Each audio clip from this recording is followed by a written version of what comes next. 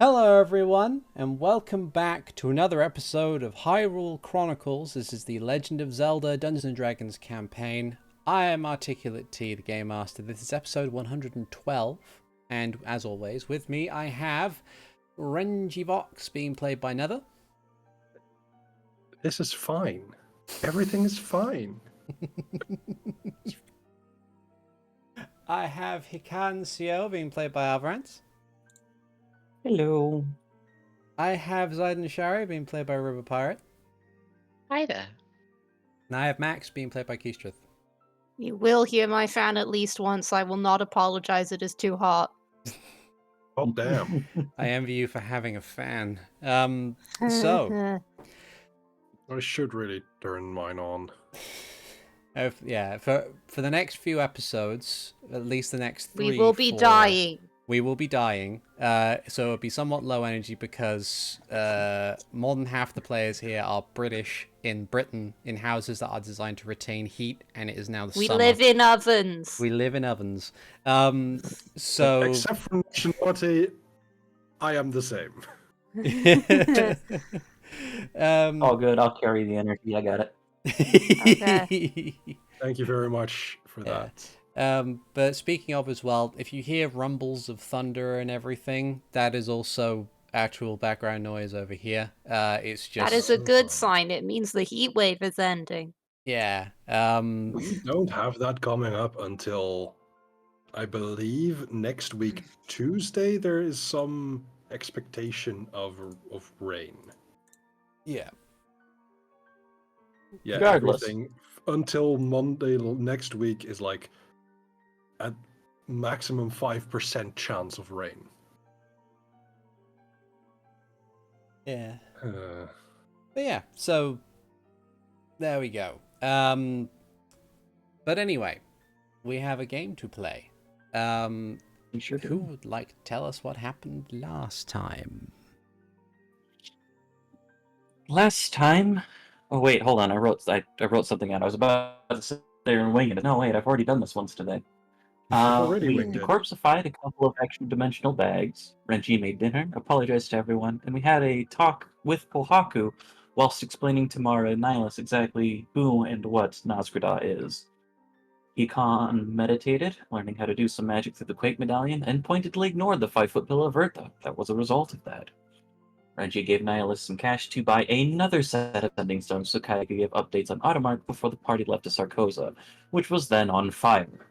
So the city's on fire, ghouls are probably everywhere, who knows where Risha is, and our business is practically in cinders. Also, because I said that I would do something about that next time, Max is hasted.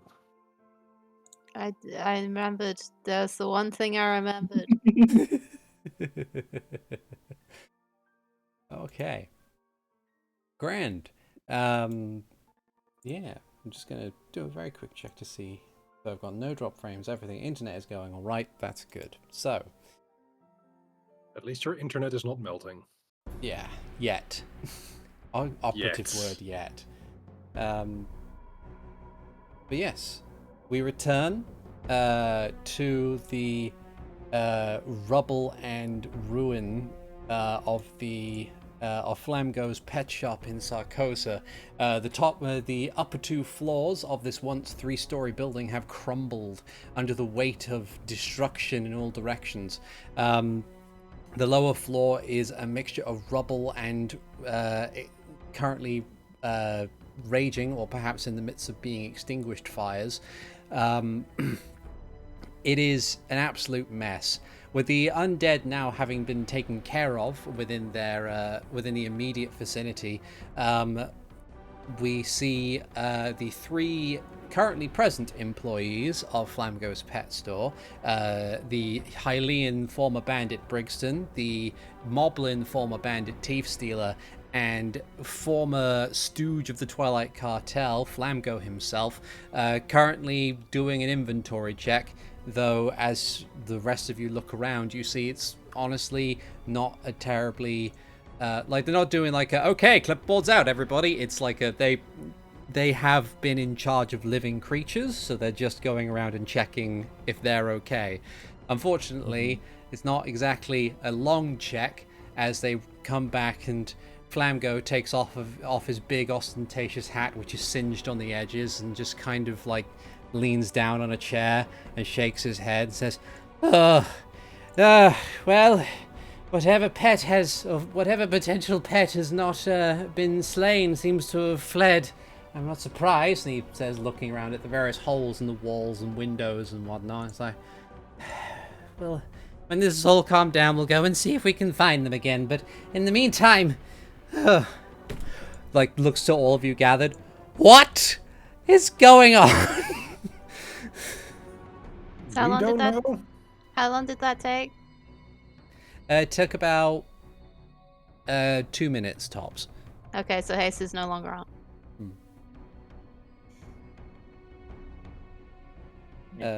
Don't know. Let's go find out. Let's get out of here before things get worse. Right. Brixton, Chief Stealer, come on, grab whatever things you need. We're out of here. He stands up and, like, dusts himself off, perhaps a bit exasperated over not remembering that he may in fact have prestidigitation as a wizard of some sort. Puts the hat back on. I will do that. Ah, thank you. And I will look at him disapprovingly. It's been a long... I don't know what the time is anymore. Let's go. Like, Clean up your own messes later. Max is just gonna. Max is just gonna go outside. yeah. Yeah, I'm following Max. So you head out into Sarcossa. The sky has been darkened by the overlapping smoke. Everything is on fire. Like I wouldn't say it's a ever-present inferno, but there's a significant number of buildings and structures of other kinds that are currently in flames. From your vantage point, looking down the road over the bay, you can see that there are a number of ships that are currently half sunk and partially on fire, that have attempted to potentially leave the dock. You can see just off of the distance on the horizon there are a number of ships, a prodigious number of ships that are effectively leaving in their own right. But you can hear distant screams and shouts, the occasional crack of what you can only assume to be firearms, and the clatter of weapons just resounding everywhere through Sarcossa. It's not a pleasant sight in the slightest. What do you do? Smoke. So you say the sky is darkened by smoke. Is it, for lack of a better term, natural smoke, or is there like other magical effects that might be visible? Because we've dealt with like magical darkness and stuff like that. Give me an Arcana check. Sure. While you're doing that, I'm gonna look for the nearest problem and go and start trying to solve it via lightning. Okay. So that's a 31. Okay, with the 31, you don't you can definitely tell, like with the presence of the undead here, you can definitely tell there is a distinct amount of ambient magic. But you don't think that's responsible for the sky darkening. And I suppose my description, like as you kind of look at it closer, at an initial glance, it seems quite intimidating in its own way. But as you kind of analyze it a bit, it's a lot of very thick cloud cover and smog that is blotting out what would be the natural light. And you can tell, like, you guys arrived here in the morning after resting in Kakariko for a time, so you know it should at the very least be daylight of some description. It's just hard to see anything, like hard to see the sun or anything through the smog. Okay. Yeah. Is there a means to possibly, let's see, get up to a vantage point, look around on the across the port? I mean, you can ask. Max, would you mind observing? Getting up? Takes Max a second to realize to remember that, oh yeah, I can fly now. And he goes, I'll try. All right, And then. he will flap the wings and go up into the air finally. Okay. You fly into the air at prodigious speed. Flamgo is like, right, 1 second, and he'll teleport as a Wizrobe. And as Max, you reach a decent height to have a look around Sarcossa. After a moment, nearby there is a as Flamgo appears and kind of hovers nearby, and he'll provide. Max almost throws some lightning at him, but then stops. It's like, right. So he will provide the help action on your perception check. yay! Woo. 23. Nice. Very good. So he'll basically have, given that he's been living here for a while now, he can provide a little bit of assistance in points of interest and direction and everything like that might have occurred. And you're able to see a few things when it comes to Sarcossa in and of itself. Firstly, a lot of the destruction that's happened definitely seems to have been manually set fire. It's not like someone's gone around with a fire magic. It looks like someone's taken up a torch and set buildings alight with it.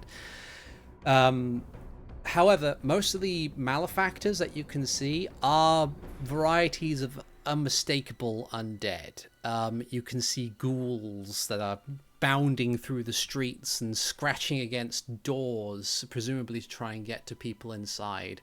You see a number of small groups of Sarcossa town guard who are trying their best to fend off the ghouls in their own way, maneuvering to choke points in order to try and reduce the number of things coming at them. The thing that gets your attention, two things get your attention. One, there seems to be nearby the main land entrance to Sarcossa, the main gate of Sarcossa to the east. There seems to be something of a, I would say, kind of a bulge in the chaos. Like there's just an area of that that area of town seems to have. Seems to be a place where people are making some kind of stand.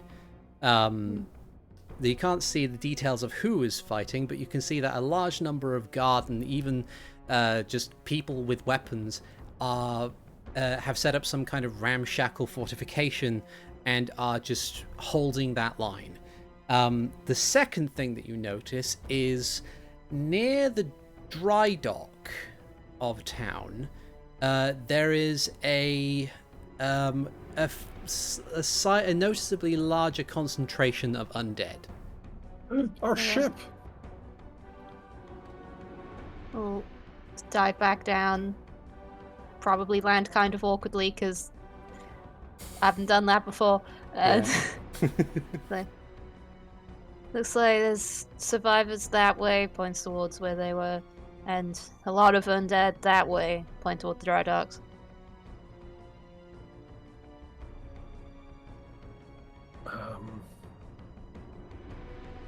Ranger really wants to take care of the of half of our ship. They can't do anything with it. I still got the battery. I know.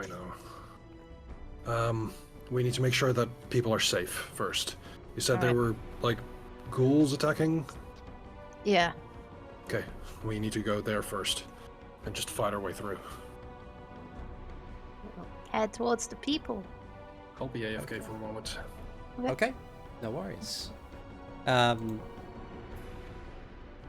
So you make your way through the city in order to try and get to these groups of people that are fighting off these undead.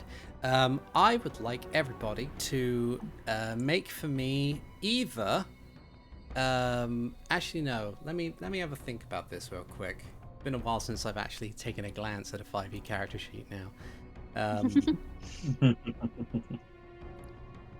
Let's see. There's no diplomacy on this sheet. The I fuck would is like this? everyone to make me a recall knowledge check. No, wait. I would like everybody to roll society now. I would like you to roll manipulation plus subterfuge. Yeah. I would like everyone to take a pull on the Jenga tower. No. So I would like everybody to. I would like whoever's leading the charge to roll for me survival, and based on that one, it will set the DC on everybody's Constitution or Dexterity saves. I imagine Max is leading because he's the soul. Okay. 9. 9. Okay, so I would say in this particular instance, while you know the general direction, the chaotic nature of the surrounding area has thrown Damn, off. this. I thought yeah. this route would be clear, but it's on fire. Yeah. Yeah, you've had to kind of like, oh shit, and like have to adapt on the fly a lot in order to get to where you need to go.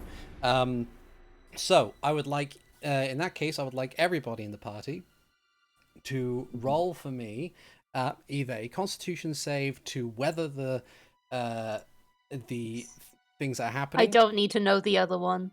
Or a dexterity save in order to avoid most of the most of the problems. Excuse me.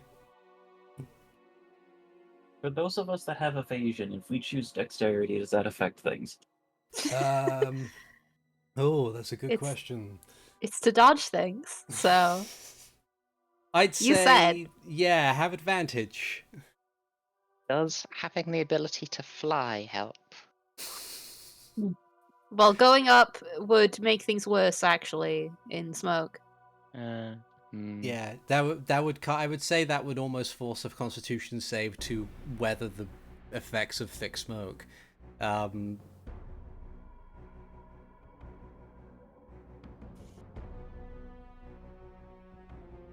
Trust me, I was thinking about 18. flying. It's a 16 for me, by the way. Okay. What was it 24. for? And do I need to roll? We need to roll either yes. Constitution or Dexterity to, as we're going through the town, to avoid or weather smoke. That's me. You roll have evasion as dexterity, rogue, roll right? that I have it. I was gonna say. You have evasion. true. So yeah, dexterity is advantage. Okay. 16. Okay.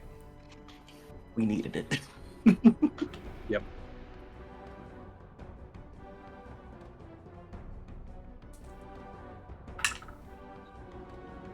Okay. So, Max with 24, you're fine. Yay! You managed to whatever you kind of hold your breath in certain areas and cover your mouth rather well as manage to shirk off a number of smaller minor injuries that you might have accrued while running through the streets in order to get to your target. Everyone else, actually no, Zayden, you rolled an 18, so I'd say that you were able to avoid things nimbly in the same general area. You were able to duck and dive under things or hop over things and keep pace with the group without even so much as being touched. With the 16s, the two of you take 2 points of slashing, piercing, or bludgeoning damage. It's kind of this, just I suppose, mundane damage, as you are inconvenienced by the surrounding problems. You take 2 points of damage. Yeah. Take 2 points of damage.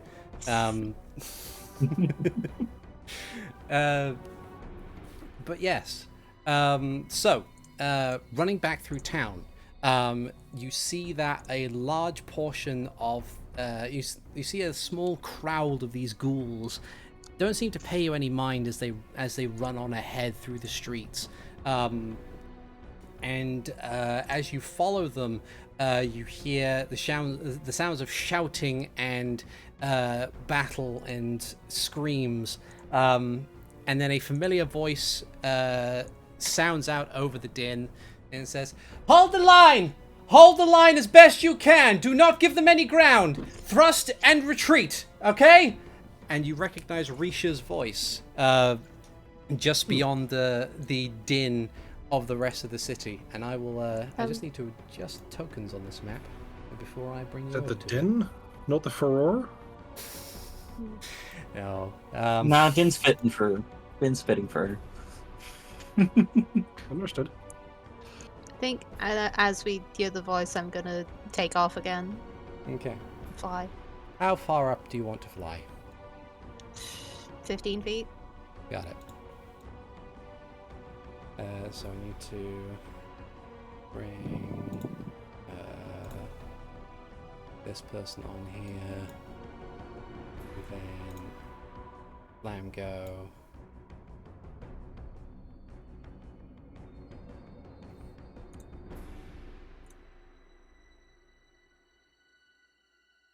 Where'd I put them? Banana. What I'll do, I can go back to this map and I will just copy paste them over because that seems really easy. That seems fair. Hell yeah. Also, whenever there's a goal in reach of me, I would like to Eldritch Blast them. Okay. I think we're getting to that point because there's a Yeah, lot I of think things so that I think too. we all want to do. I think so, but like that's what I would have been doing so far. Yeah, that's fair. That's the guy I need.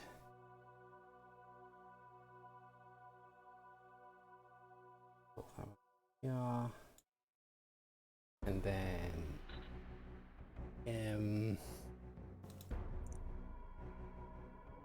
when you suddenly realize, like, it's one of those things like, I think I'm prepared, and then realize I need 3 other character sheets that no. Mm-hmm. I've prepared the data, but not the presentation.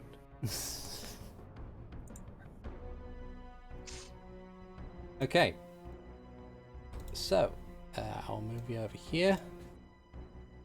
Thank you. Okay. Lots of fire. There's lots of fire. Here we go. Alright.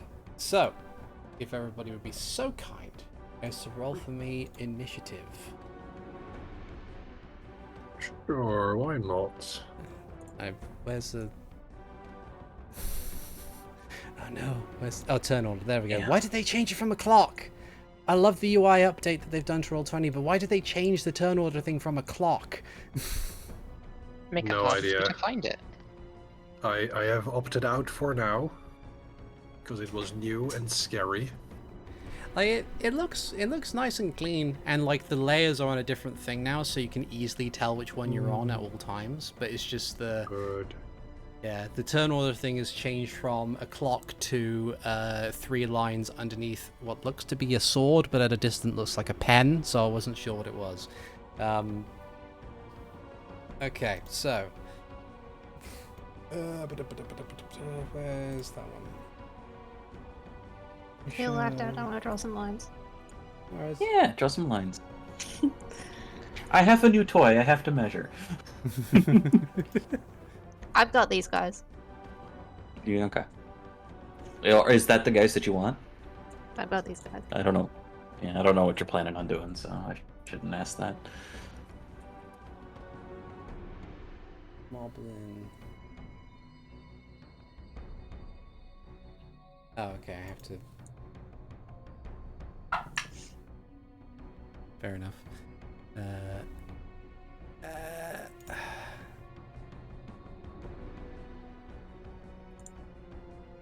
Okay, I need to move him down here so I can right click, add term, move him back. Understood. Why are you betraying me? How dare. Mara already on this list? No, okay. No. Not yet. Cool. And then the ghouls.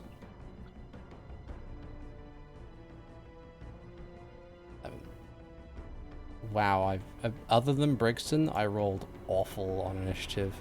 Okay. I'm not able to show everyone here, so I'm just going to make sure that everyone can see the tokens. Yeah. Okay. Right, so, at the top of the round, Brixton will unsheath his sword and, unprompted, move 25 feet to this ghoul and will try to slice at it with his weapon. He's going to school this ghoul. I also need to... I hope. I hope so too. There we go. So, with a two-handed strike, 24. Well, 13 slashing damage. Yes. This was back when I put in the effort to actually put the flavor text on his actions. Brixton was like pre-campaign. Very early. Very early. And then I realized, wait, this is going to be like audio mostly, so it's going to serve nobody's purpose. Yeah.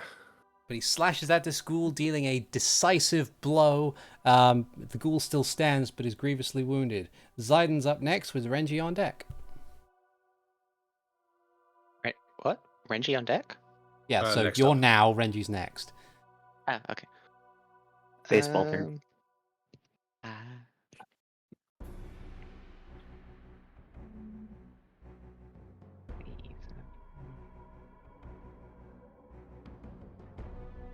So, in a 40-foot... Yes, so from here to here, Zaiden will channel his magics and call forth a mighty storm of ice on these 4 ghouls. Okay. Ooh. Dexterity saves from these ghouls. So 1, 2, 3, 4. I'm guessing that's 3 failures. So, let's see. So that is what? Do they have any damage resistances? They don't. So that means that is a total. I'm guessing the 12 damage is 12 cold damage. Yeah. Yeah. Just edit that now. So with a total of 22 damage. Let's see. This ghoul, and this ghoul are immediately crushed under the weight of torrential ice, while this ghoul here, who passed his save, is damaged but not immediately slain. And then, until my next turn, that is difficult terrain. Okay. Of hail. Unless the fire melts all the hail quickly. I don't know. Nah, I don't think normal mundane fire would be able to put out that much magical ice. So it should be okay. But yeah. So, anything else you can or wish to do on your turn?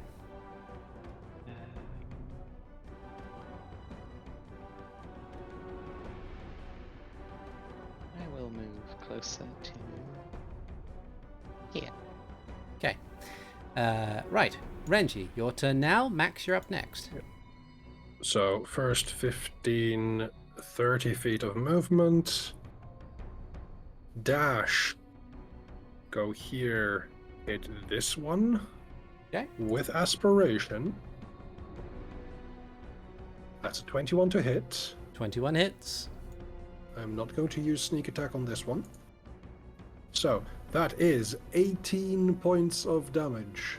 You rush through, and with a decisive mobile swing, slice it in two, and it falls uselessly to the ground.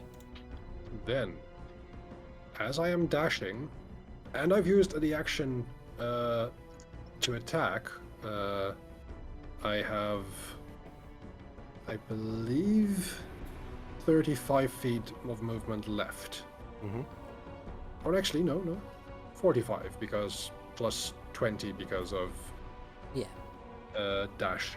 So I'm going to move past this guard and then here. Also, did I get 2 points of damage from the smoke or more? 2. Just 2. 2. Just 2. I'm going to do pretty much the same to this guy. Okay. That's a 25, and I will Hits. use sneak attack damage on this one. So, that is 31 points of damage. Remind me, what gives sneak attack on that one?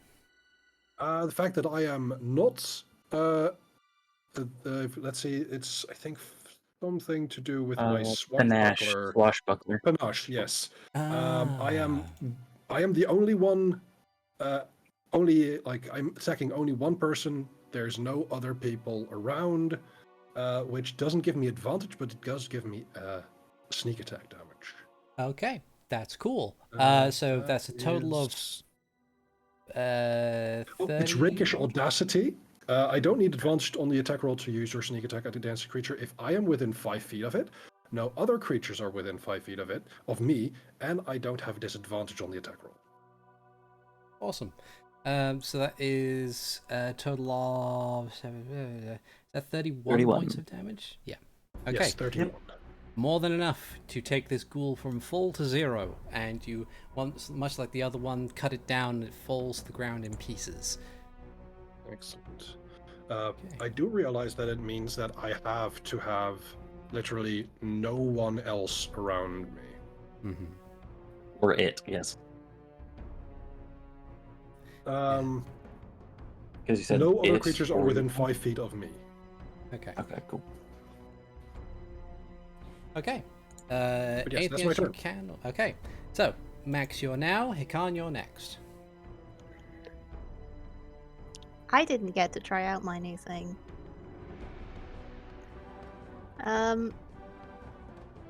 We were okay with saying that it was the crystal from with the shadow stuff in it that was good for my spell. Yes. Cool. Ooh. Would you like to describe your draconic transformation? So in midair, Ash is going to grab the amulet thing, the thing on a necklace. I don't know which kind it is, and like mimic crushing it, but instead of like crushing into dust, it just turns into blue magic that spreads over him, spreading the scales all over his body, Mm-hmm. and making horns grow on his head and a tail grow out of his back. And he just flies forward really fast because I get more speed. I can get to about. I go around that corner a bit. I can get to there. Yeah, you can go up to 60 feet. Yeah, and I will have these guys do a dex save. Okay. So I can do it Very fun that good. way. I have doubts of their ability to pass it. So let's see. 11, natural 20 for 22, and 18. So one passes. One passes. So we'll say this guy at the front down here takes the full brunt of the 25 lightning damages and immediately incinerated, much like his buddy over here, while the other one remaining ghoul manages to take the brunt of the attack and will remain standing, if a bit crispy. So let's see. So Alright. it is- You still have an action. Oh boy. I was reading that, I was like, damn. And that's my action. This guy No, that was survived. a bad- today. Sorry. I was okay. So as my action, then I shall. It's up to second level spells we can cast it, and the same level is a different spell, right? Yes. Okay, I will cast a second level Witch Bolt on the survivor. 21 hit. Well, Yeah. So 27 lightning damage. Uh-huh. I can imagine Artie going, I guess. It's okay. It's all good. So this literal storm of muscle and scale races into the air above this area, and with a brilliant flash of blue, whatever threat is left is gone, and the onlooking guards have spent the next moment rubbing their eyes, wondering if what they saw was real, and also getting the little particles of light away so they can see again. I will do. If are we out of initiative or not? Yes, you are now out of initiative. I will. I told you I had these guys. Absolutely, you do. I was just wondering if Artie had more up his sleeve for this particular scene. But Renji kind of flashes a symbol of the Storm's Eye to the guards. Lady Risha is behind them, correct? Yeah. As things kind of calm down and the rumbling of thunder kind of gets quieter, Risha kind of gently pushes past the guards in question and sheathes her rapier and says, "Well, good timing. Yeah, we didn't have advanced warning. We kind of dropped into a war zone here. What is going on?" That is the question of the hour. By the time me and my retinue arrived, everything was in chaos. But let's have this conversation somewhere that isn't in the middle of a war zone. Come, we've got a barracks near the entrance. There was more going on at the dry docks, I believe. Do you want to regroup and tackle that later, or? If you believe you're... Like, she'll cast a glance to you and then cast a glance to Max, and then... Who is currently standing here, wings spread wide, threatening anything that will come down this road. She'll say... I believe it's best if my resources are spent making sure people are all right. Though if you believe that the dry docks are of importance, then I won't keep you. I'm not certain if there are specific people there, but I don't imagine it being empty at any given time of day. Of course.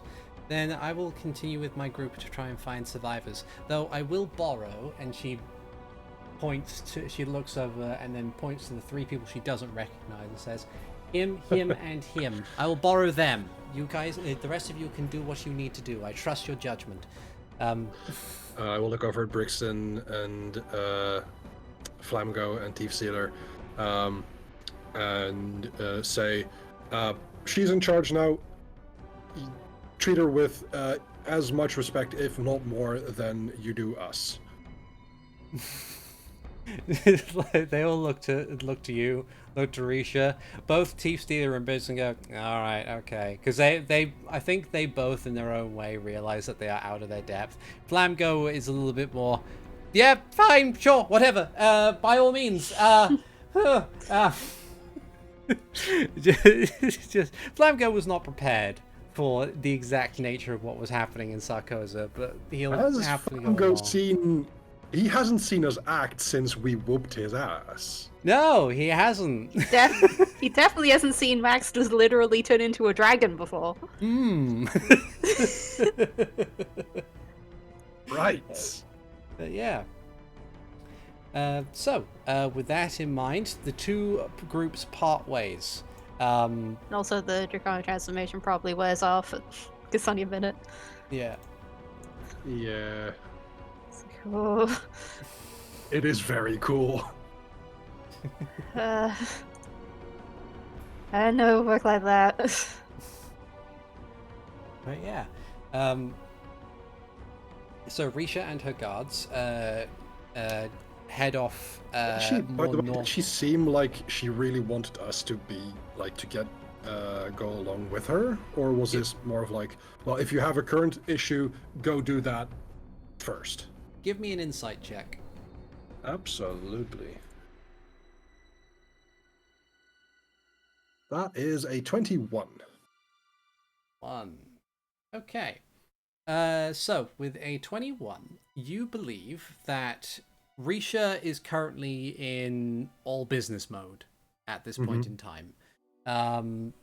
She wants to ensure that everything is like she wandered into a dire situation and wants to do her best in order to resolve that situation in turn. So she recognizes what each of you are capable of. She hasn't seen it in action before, but she knows that these are the same people who dismantled an entire cartel that was on the brink of destroying the kingdom. I will trust their judgment implicitly. And while she's a skilled combatant, If they've got shit to do, I can't stop them. yeah, like it's a case of like while she's skilled with a sword, she is not of your level, and she has the self-awareness to believe that if she was to do anything other than what the action that she's taking, she would get in the way. So she's electing to see to crowd control and survival of the people of Sarcossa rather than dealing with the potential problem. Yeah, that makes sense. It's more like I don't know if she technically outranks us. She is Politically, a she lady, 100% of outranks course. us. Yeah, politically, Yeah. she 100% outranks us. Yeah. So if I'm trying to figure out if she wanted to pretty much play that card. Because if she does, I'm willing to play ball. Absolutely. I'm not trying to be the one making the decisions here. No, it's all good. She basically, you brought up that you turned up in the midst of them fighting back against a horde of ghouls, and said there's something. You believe that there's something important going on at the dry docks, and she's like, okay, great.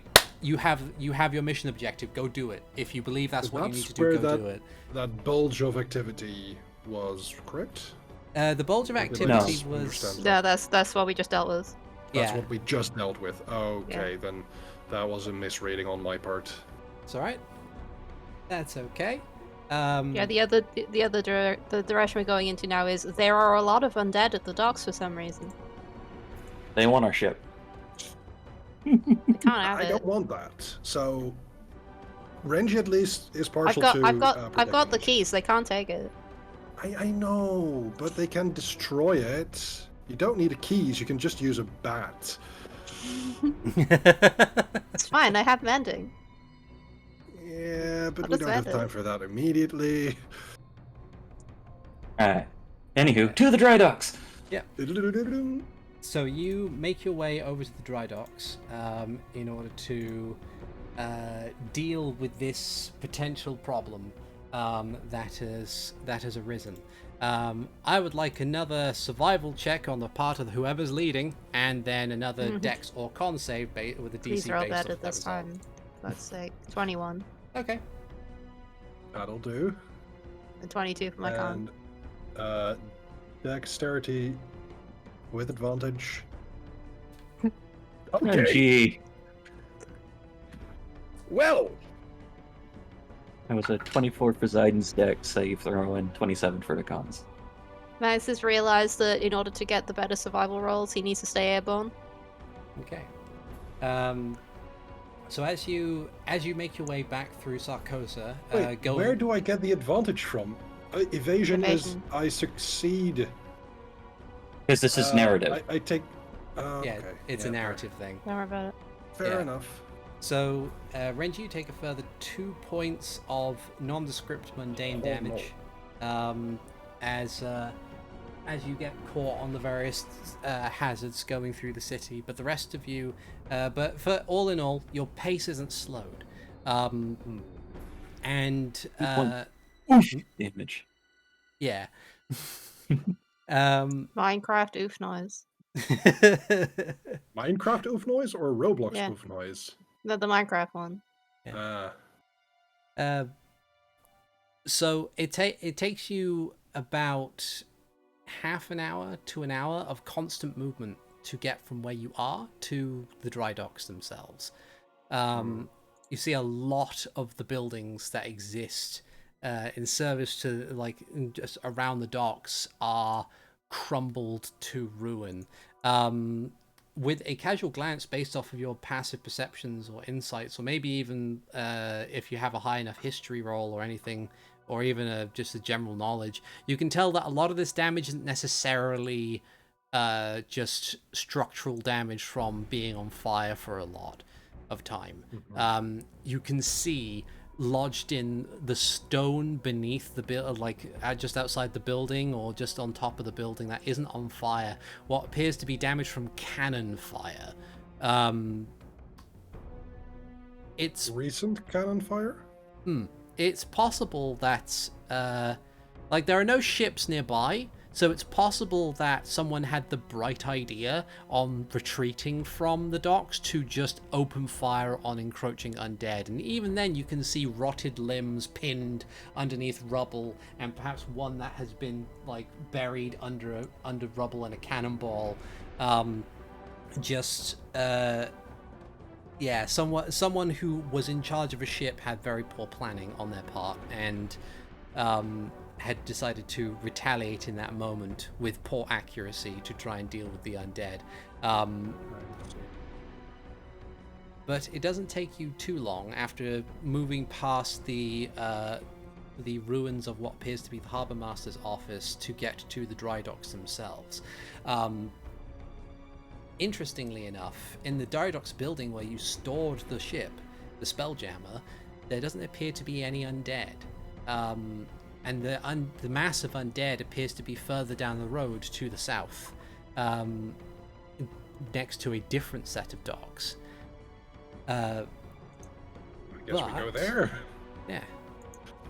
Did you want to check and see anything in here first, or do you want to just keep moving and deal with the current problem? If there's no immediate sign of life or unlife, then Renji would want to... It's like, okay, I've eased my worries about the ship. Now the ship is secondary to figuring out what the undead are doing here. I'm twice as fast as everyone. I'll take a look. Okay. We'd want to at least make sure that there isn't some survivor in hiding. Give me a perception check, those who check the ship. Natural 20, 29. Okay. 22. Right, so you do a very quick cursory glance over the ship. It's difficult to tell at first, because it hasn't been too long since the ship had been dropped into this dry dock, so it's difficult to see how much damage is new and how much damage is just the stuff when you found it. But you do note quite quickly that there appears to be a hole that has been created in the side of the ship, and the mechanism, the most significant thing is that the mechanism that is used to steer the Spelljammer through the planes has been forcibly torn from its mounting and is no longer there. Fuck. Well, you might have the keys, but they took the steering column. Hikan does not say it that way. It's okay, we can get it back.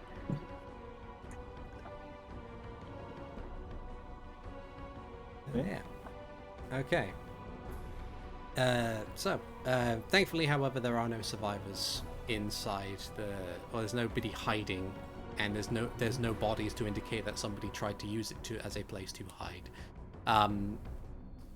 But you make your way outside and further down the docks to find a small collection of buildings on some of the smaller areas of the docks, like small fisheries and pontoons designed specifically for schooners and fishing boats to come and go without disturbing the larger trade vessels near the main area of the Sarcossa docks. There are ghouls everywhere.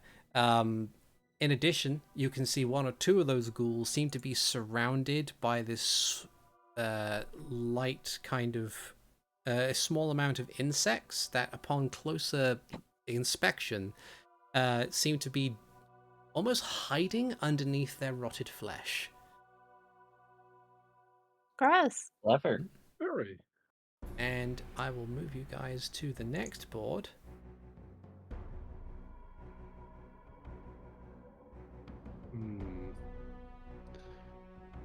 The building beside you, on either side of you, is currently on fire.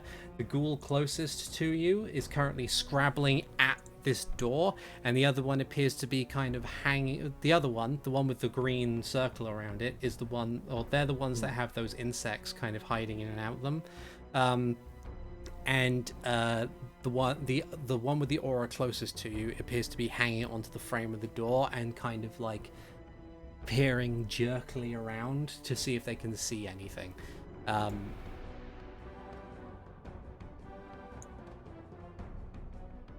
What do you do?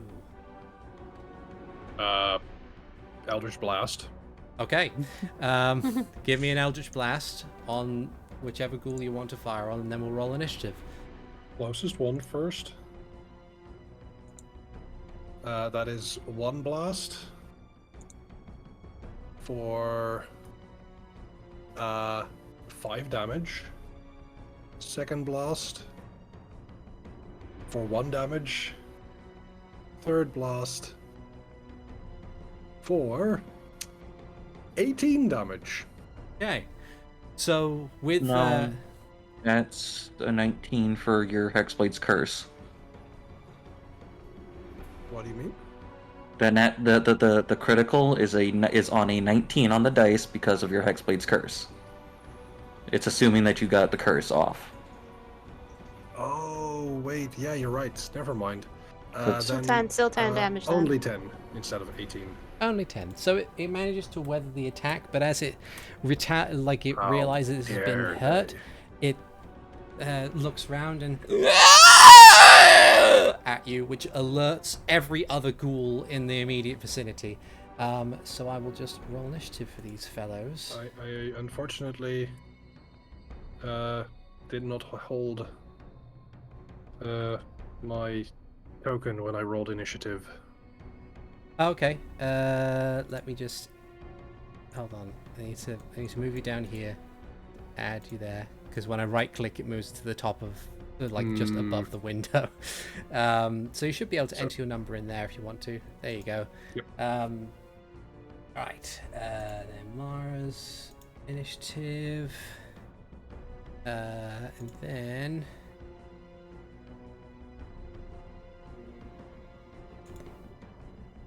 there we go. Okay. And there are a couple of other things that I can add on as well. I need to go to the right layer.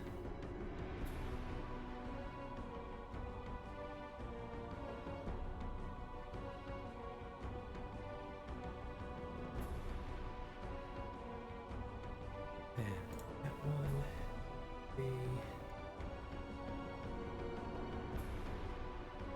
Okay, cool. Token layer. Descending.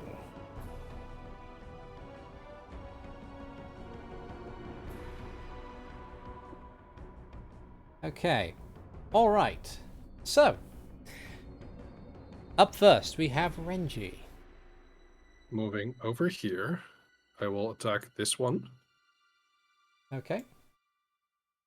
with Aspiration. That is a natural 20. That is 21 plus 6 for 27 points of damage. Okay, so that is 15 more than you needed, and you cut this Excellent. ghoul down. Okay. Move over here, Okay. and I will do, I believe, I will do the same. Okay. That is only a 20 to hit with sneak attack damage for a total of 38 points So- of damage. Before any of that happens, I would like for you to roll for me a Constitution saving throw as you enter this thing's 5-foot aura. Because I walked on the green. That is What? 11. Okay. Stepped in the grass. That is a pass. As you get closer, the sense of life that is within this thing's immediate vicinity. As it turns to look at you, a brief burst of these black scarab insects emerge from this thing and swipe and bite at you, but you manage to avoid the detrimental effects for now, before you retaliate and cut this thing down.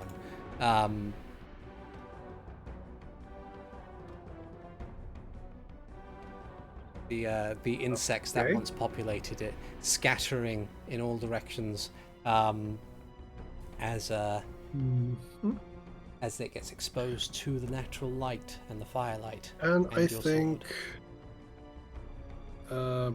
beyond that, don't think I have much in the way of spells that I can use for bonus action. So what was it again? Bonus action? I can dash, disengage, or hide. 1, 2, 3, 4, 1, 2, 3, 4, 5. I will step here. Okay. As you round that corner, you see standing on the dock of this bay, one of the, you remember this creature, one of these larger skeletal beasties from the Plane of Lament.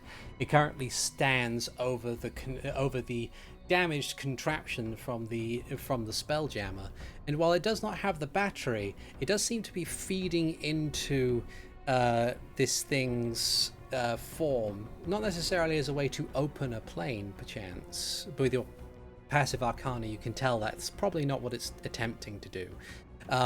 But it's possible that the surge of undead is using that as a focus in order to try and summon more and more and more. Okay. But yeah. In that case, I'm going to be using Blade's Curse on this guy. Okay. Wait, no, I cannot. I am not close enough.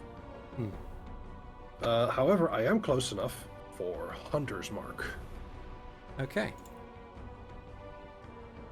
You Hunter's Mark this thing. Yes. Arcane mark appears within your vision upon this creature. You know that it is now your quarry. But yeah. It is my quarry. Okay. Anything else you'd like to do on your turn? No, that is it. I have used. I actually can move 10 more feet because of using action, attack action. So I will step over here. Okay. Or I'll step over here. That might be right. better. So then it is the ghouls go. Seeing as you are the closest target, these two surviving ghouls will screech, and they will make a mad dash over here in order to try and get to you. This one will scramble in this direction to try and slice at you. Another Constitution save? No, only when you start your turn in it or enter it for the first time. I see. Yeah. So it's going to claw at you. A 16 doesn't hit. It does not. Okay, and then this one will also run headlong at you like this, and will also attempt to claw you. 15 doesn't hit. This one in here will move to see the commotion outside, and instead of attacking you, Renji, will turn his attention and attempt to make a sprint at you, Zaiden, using the dash action to get here. Seeing fresh meat in that direction. I should have stood over here. Darn it. And then this one down here will also attempt to make its way over using the dash action to get here. Before eventually these two out here will only use a move action and not follow it up with anything to maneuver themselves outside. And that will be the ghouls' turns. Max. I'm gonna trust Zion and Hikan to deal with this one. And fly forward. I'm quite surprised if it were like in my turn. Yeah. And I'm gonna...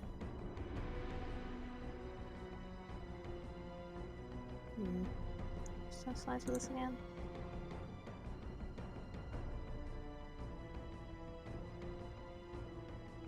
I'm gonna drop the old classic Storm Sphere.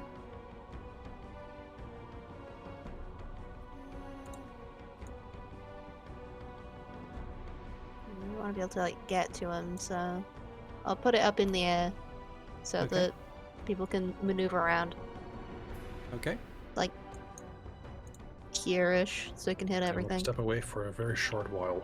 Okay. Okay. Not a problem. And I'm going to have just bonus action the lightning strike this guy. This one here. Okay. For 16 lightning damage, because I doubt a 29 misses. A 29 does not miss. However, the creature is able to withstand the damage and remain standing as it is blasted in the back with a fierce bolt of lightning. The roiling storm under your command manifesting above this area of the bay. I'm also in the air, so I avoid the auras. Okay. Unless they go 15 feet up in the air. Nah, it's 5 feet all around like a dome. You're good. Okay. He can't. Okay. So the storm sphere is in the sky, technically? Yes. Shit. Okay. It's also like over here, so you can go around it. Yeah, it's not going around it. It was something else. Something that I mentioned last week. Okay, so if I go here, 20. Okay. I can't see over there. Mhm. So, I'm just guessing that everyone's fine. Yeah, we're fine. Don't worry about it. Everyone still has tons of HP. Yeah.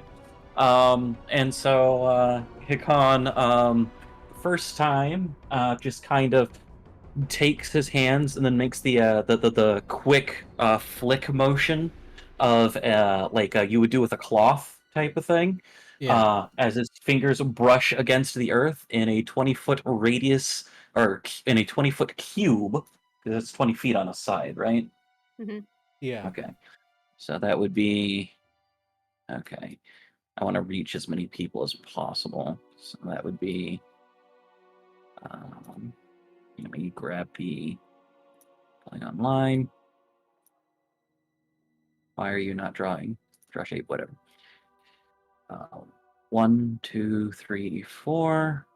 1, 2, 3, 4. I think that should do it. Everything in there needs to make a DC 17 dexterity saving throw. Okay. Up to the ghouls. So that'd be 1, 2, 3, 4. Passes. Okay. So this one pass or fail, the one that was struck with lightning previously, is immediately churned within the earth that is erupting beneath its feet. This one crit fails and is immediately churned within the earth and the cobblestones that are disrupted from the effect. This one passes and is mulched along the legs and shins, but is otherwise still active and a threat. This one over here is then destroyed from the effects of the erupting earth. Hey. All right. And because of erupting earth, everything in that square is difficult terrain for the foreseeable future. Renji's already passed there. Max can fly, and I hope Zaiden's got an elemental form to help with that. And then I'll just stand. I'll Yeah, stand here. Renji's in the square actually. Renji is in the square. Yes. Oh well, okay. Rip Renji. Well, it's the DC 17 deck save. I'm sure it'll be fine. Yeah. He'll take 15 damage or nothing. So. Yeah. Okay. But I will go there, and block A it. deck save? I will Deck use save. yeah. Deck I'll use save. patient defense for my Directing bonus it. action, Okay. and that'll be turn. A 21. Oh, you're good. Yeah. You're fine. Thank you. Okay.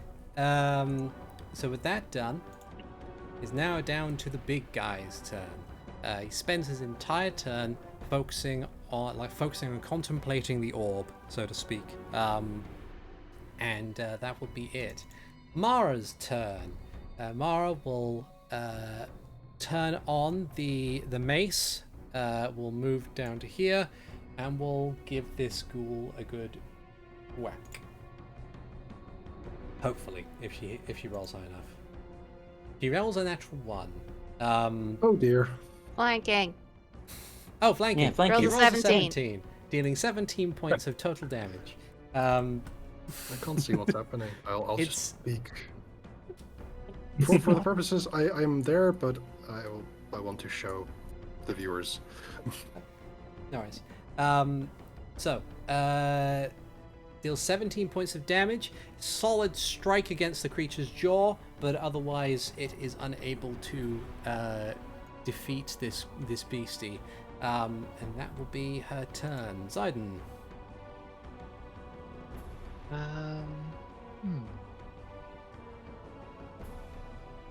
Biden will go for the most maneuverable of his potential transformations. Become an air elemental. And then That we'll just takes my breath away. flap this ghoul. For a 19 for 17 bludgeoning. That hits and destroys this ghoul. Completely disrupts it with the power of elemental wind. Elemental flap! Because it's bludgeoning. Yeah. Not even cutting, which you sort of expect. And then I'll come down here underneath Max. Yeah, it's fine. You can go underneath me. I can click myself, so. I can go through here and slap it with flanking. Oh my god. Well, that'll probably hit, but okay. 20 bludgeoning. Okay. That is enough to finish off this ghoul. Okay. How much movement was that? That was like 30. Then I'll come back out. Go down here. And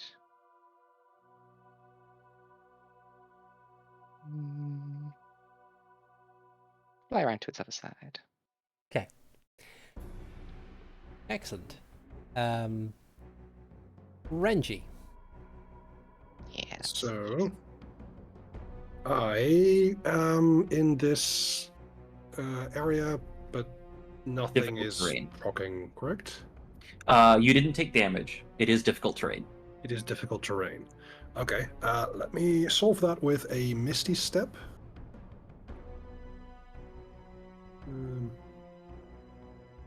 Over here. Okay. I will attack this one. Cool. Do that. That is a natural 20. Hey. For let's not use sneak attack.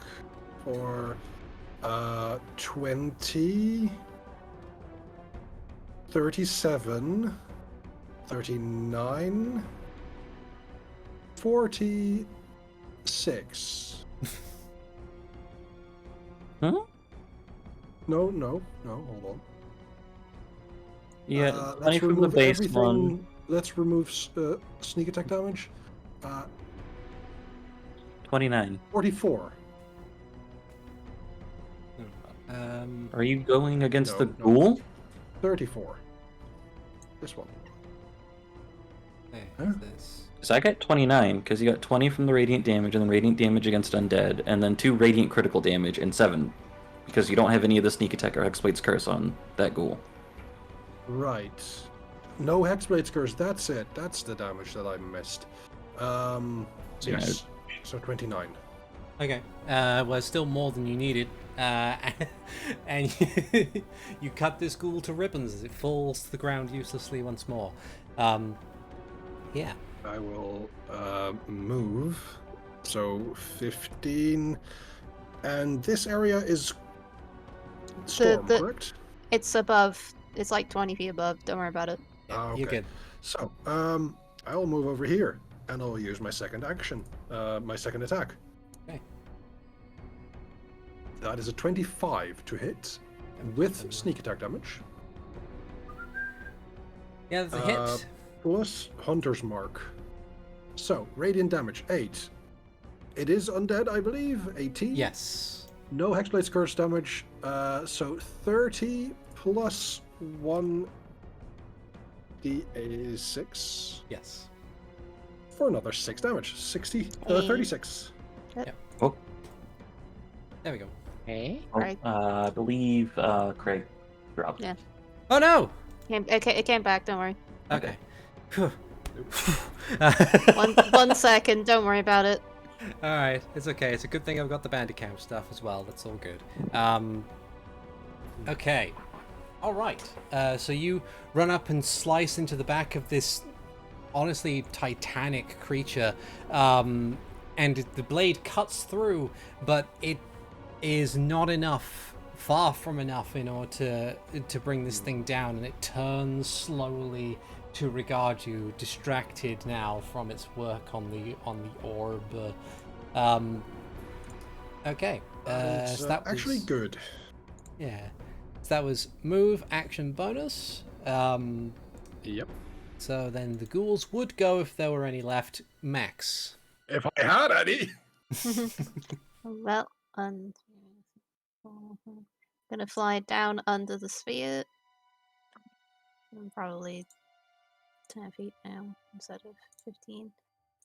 And focus on the big guy. Okay. First, I'm gonna do the storm sphere. 21 for 24. That hits and deals 24 points of lightning damage. And I will follow that Nice. up with more lightning. Oh no, more lightning?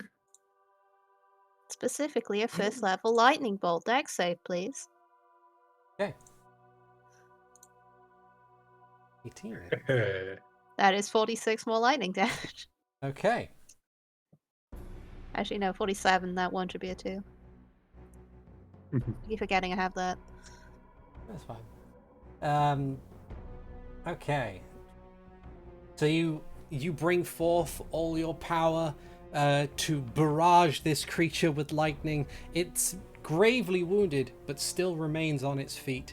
And yes, that was move, action, bonus. So. And action. Uh-huh. So yes, I'm done. Hikan. All right. First things first, just that way I'm avoiding the difficult terrain, I'm going to run on the wall. Yay! That is... So I'm going to use a dash action, and I'm only going to I use love 80... monks. Yeah. I'm only going to use 85 feet of movement. To get there. I love monks. They're so good. I've already calculated it. But that is a so bonus good. action dash. Did you run across the water or not as well? And if I ran across the water, I would have had to cut through the difficult terrain. Yeah. So it was just wall, hop, Dark Souls roll underneath Airzeit, and then go over next to my good buddy Renji. Actually, wait. So that's 85, 90, 95, 100. Okay, I will run across the water behind this guy from flanking. Appreciate this. This is art. Yes. I doubt this is going to work, but I'm going to try it anyway. I'm going to attack this gentleman. Does an 18 hit? It does, yes. Okay. So I'm going to spend a key point to do Stunning Strike. I would, before you do that, it just Uh-huh. occurred to me that this fella does have a reaction that he can use. Okay. So he'll use it. I have doubts that it will actually do anything to your ability, but as There's a you chance. get into range, the extended cruel claw on its arm shoots forward to try and strike at you. Okay. As it is able to react to things within its reach, which is 15 feet. Oh, I no. don't think an 18 hits you, though. An 18 does not hit. Then you're fine. I need to do a con save against Stunning Strike. Mm-hmm. Assuming it could be paralyzed or stunned. Oh, give me a sec. Doesn't have... well... it cannot be paralyzed, but it can be stunned. I don't know why its condition immunities are in the damage immunities thing, but that's fine. Really weird. Yeah. Conditions so are a type of damage. yeah. Okay. So is it holding the orb to contemplate? No, the orb is behind you on a stand, like haphazardly propped up. Is it holding anything else? No. Damn it. I'm going to use it anyway, because why not? But I was hoping it was holding it. So I'll do another unarmed strike. I am going to put a disarming strike on this just for the extra damage. Okay. You might actually disarm him. With the extra damage on top of that, you manage to, because the way, as tall and terrifying as this thing is, it is also quite thin and lanky. So you manage to, with 2 decisive blows, manage to break critical parts of its structure, and it crumbles to the ground, no longer functional. Did his arm fall off? So I think his then- everything fell off. Yeah. I'm just wondering if the disarming strike was worth it. Technically, yes. Yay! But yes. So, it would be the Bone Claw's turn, but it is no longer there. It is Mara's turn. She will move forward cautiously and get to about here. Wait. Zayden, what would you like to do? What can I tell about the orb? Give me an Arcana, or give me an Arcana check. This would be a very Arcana thing. 15. Can I help with that somehow? Well, you You'd give me a have to have 15. you would have to have taken the help action on your turn in order to provide help. Okay. You are still in initiative. I do not like that.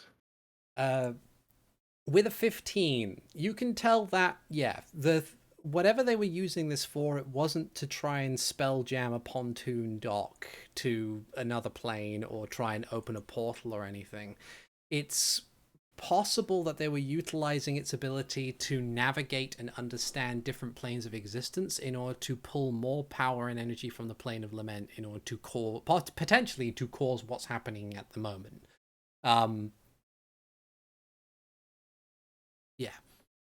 It probably also wasn't a terrible thing for its plan that the actual Spelljammer control there had spent an inordinate amount of time in the plane of lament prior to being brought here.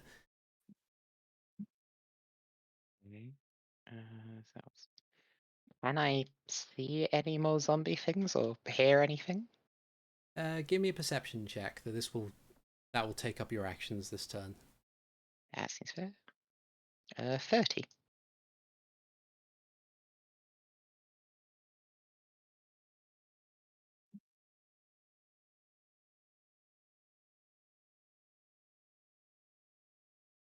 You don't hear, like, you still hear the chaos and combat that is occurring in the rest of Sarcossa.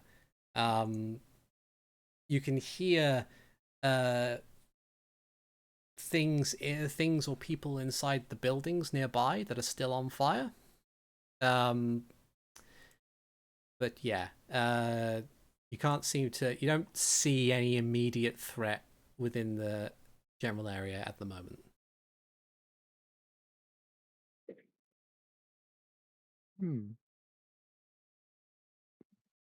Okay. I don't know what to do then. I shall be ready to respond to threats. Okay. Renji. I will move towards the orb. Okay. I would also like. Is a Arcana check an action here? I would say I'm going to be generous and say things like Arcana checks here would be like analysis stuff like this would be bonus actions, but perception checks and stuff would be actions because a perception check is used in contest with another character's roll, while Arcana and stuff is used to know stuff and things like that. I would like to check if there is an active magical effect upon the orb. Okay. Give me an Arcana via check. Arcana check. Yeah.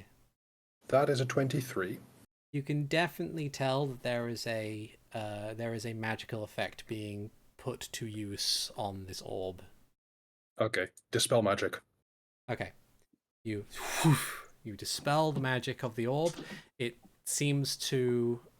Actually, I'm going to need you to roll something if you use it as base level 3. I cannot go beyond that, so Okay. yes. That is... It's going to be charisma for you as your casting ability, isn't it? Yes. So give me a charisma check. Charisma check. Natural 20. So with that, you concentrate your magics and you undo bits and pieces of the weave, and soon the necrotic magic energy that is within this item is pulled apart and removed from the equation entirely, rendering this orb as magical as it was when you last left it in Sarcossa. Maybe a little less now. We should have brought this to Uriel. Yeah. Uriel was here, so He was here, and then he was when you showed up. in Hyrule Castle Town. He's a busy man. Also, I'm pretty sure the battery was in my pocket, so this has to be a different orb. This is the orb that we brought back. Yeah, so to clarify, you do recognize it as the larger control mechanism from the Spelljammer. So while you the have the control thing, battery, okay. yeah, you have the battery that would normally power it. I didn't know the yeah. control thing was also an orb. Oh no, the it's like a big BIM snow globe almost. Okay. Yeah. Okay, so that was action and bonus. You've got a move left unless you want to stay where you are, Renji. I think moving back over the corpse of the Bone Claw. I have used an action, but I do keep my perception kind of around here. Okay. For now. Right. Then it would be the ghouls' turns, but again, no more ghouls. Max, what would you like to do on your turn? Gonna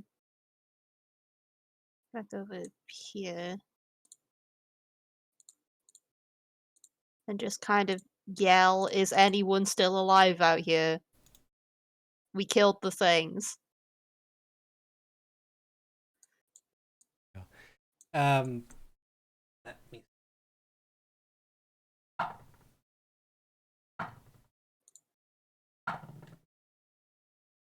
Unfortunately, I don't have thaumaturgy, so I can't make myself super loud, but Yeah. I'm doing my best.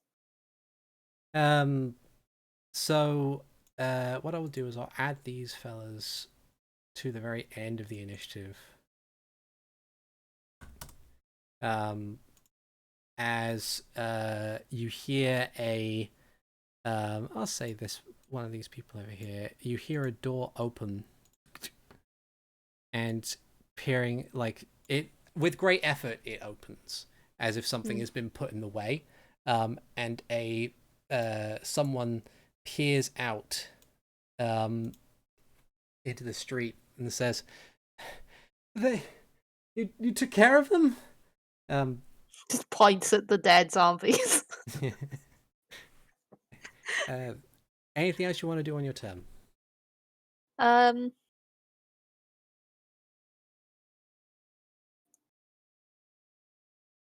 I will ask how many people are in there. They will say that there are 2 others in that building. They don't know if anybody else is in the other buildings. Okay. Then I will dash to go here and land. Okay. And look inside. Awesome.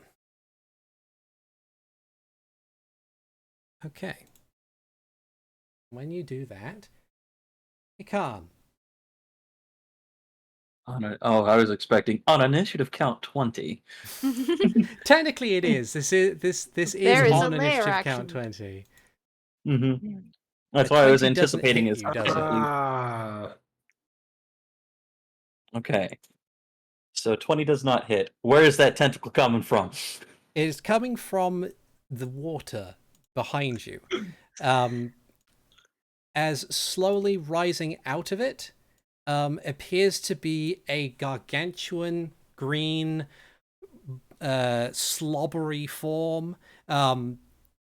warty green hide, large mouth with rows of sharp teeth and several distended eye stalks. Just on top, as this thing covered in rot and bloat rises out of the water, and on top of it appears to be a humanoid, but their skin, their clothes, everything appears to be reduced from the finery it once was by wear and tear from the waves below.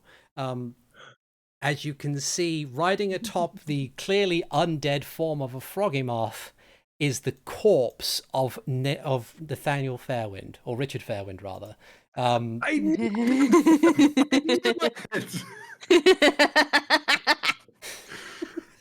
Oh, I love this.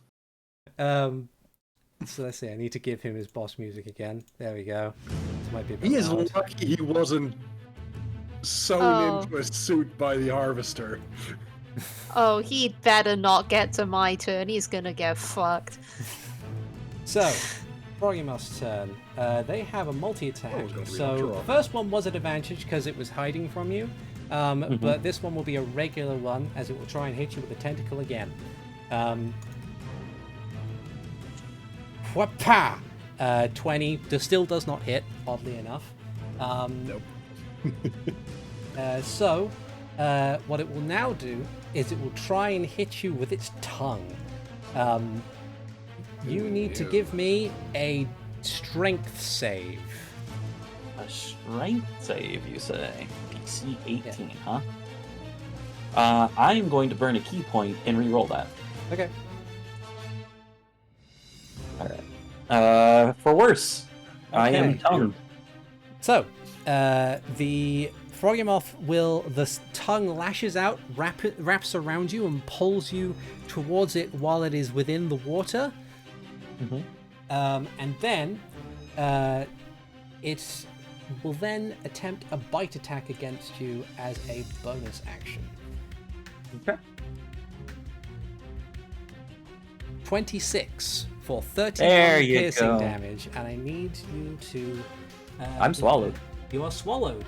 So you are Yep. blind and restrained, and you have total cover against attacks and other effects outside the Froggymoth, and you take 10 acid damage at the start of your start of the Froggymoth's next turn. So you are... Here. What the rest of you watch as this monster rises up, tries to lash at Hikan with both tentacles. Hikan dodges nimbly out of the way of both, but while he's dodging through midair, is snatched by the thing's tongue, pulled close, and is eaten immediately. And that would be the end of the Froggy Moth's turn as I turn down this music because it's a bit intense. Then it is Hikan's go. Oh, I don't hear any music. Oh. Okay. Oh, hold on. I Might do. need to. Okay, I might need to restart. I'm swallowed.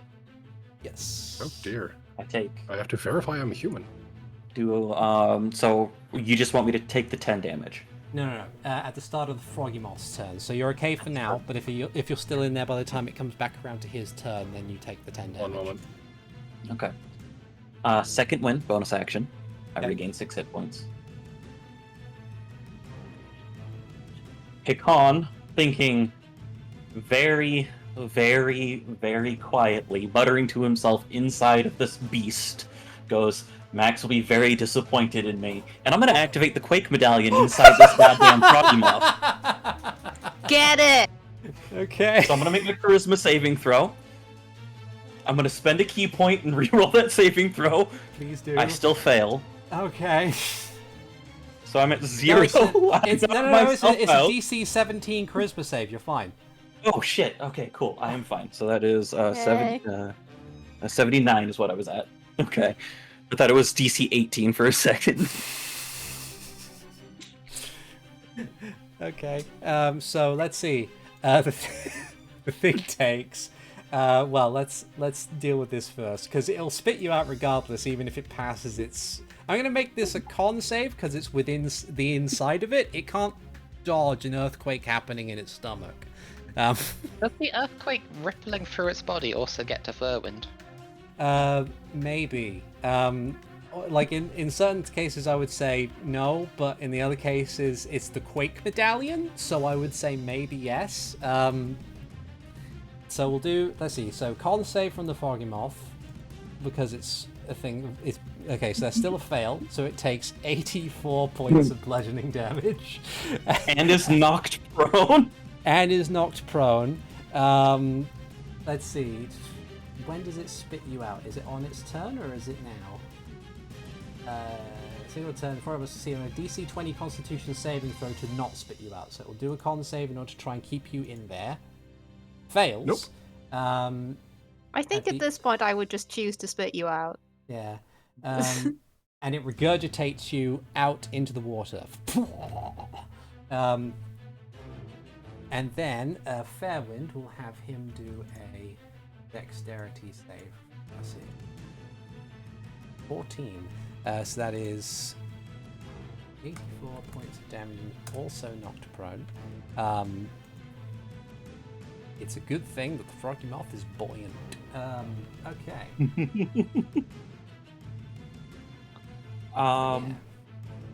I would like to spend 25 feet of movement to get up from prone. Okay.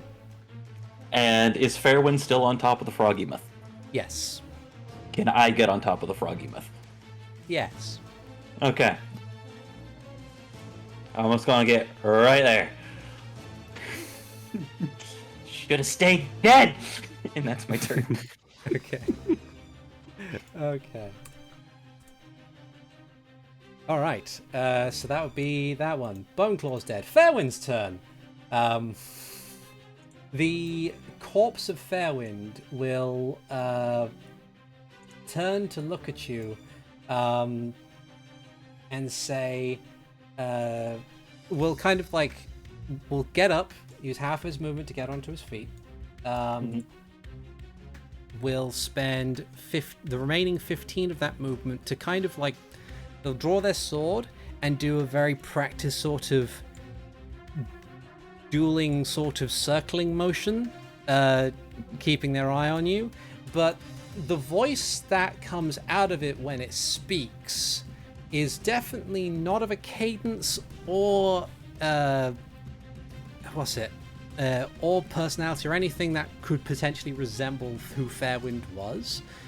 At which point it says to you, "This is the price of your hubris," and it will swing the sword not at you but in a general motion before you. How big is this cone? Ooh. 30-foot cone. Okay, where's my ruler? I am not hit. Yeah, you're Zayden out of may it, be. so it's just Yeah. Air Elemental, Zayden, and Hikan. I would like no. for you to make for me a And the strength... Froggemoth? And the Froggemoth. Yeah. I would like for you to make for me a strength save. I'll stick with an 18. Okay. 18 sounds good. Cool. And Zayden? 17. Cool. You take... so, Zayden, you have failed, so you take full 34 points of damage. You're pushed back 15 feet and knocked prone. Hikan, I'm not you prone. pass. So you take 17 points of bludgeoning damage. You are not knocked prone, and you are not pushed back 5 feet. And then I'll do the same for the Froggemoth. It would be funny if the Froggemoth was pushed. Does have It'd It'd be disadvantage. so It's thrown. funny. It does have disadvantage, so it gets 11. It's gonna be so funny. It would be pushed, but the direction it would be moving, it bounces against the Aw. dock and just remains there. It would be so funny if it was. So he caused a tidal wave. Is that magic damage? Yes. Okay. Okay. And that will be that turn there. Mara's go. Mara will take the cue from Max and will instead move back here to tend to people trying to escape from the burning building. Then it is Zayden's go. So the smart thing to do would be just rush in and do some slam attacks. The funny thing to do will be to zip around to here, occupying the space of the Froggemoth and Fairwind, Okay. activating Whirlwind. Okay. DC 13 strength save. Really not much, but But if it- it's fun. So the Froggemoth gets a 13 even at disadvantage.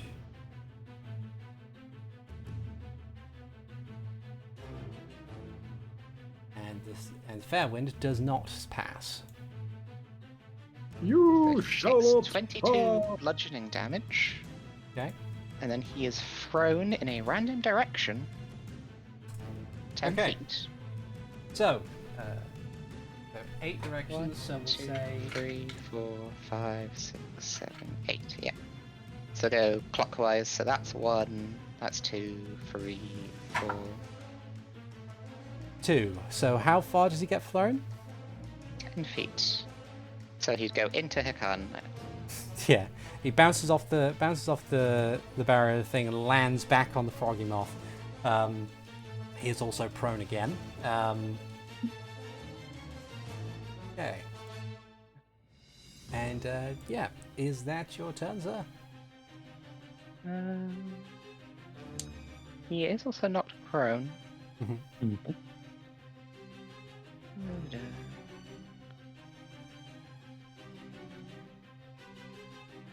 And Hikan needs to make a DC 13 dex save. Was I in your space? No, it's so, if the target is thrown at another creature, that creature must succeed on a DC 13 dex save. Oh, so this guy okay. takes another 4, and Hikan does fine. not take the 4. Okay. And then I will finish my turn by not recharging it. Okay. Cool. Then I'll also move into this position to be more awkward for his hide. Okay. Then it's the commoners goes. So these people are going to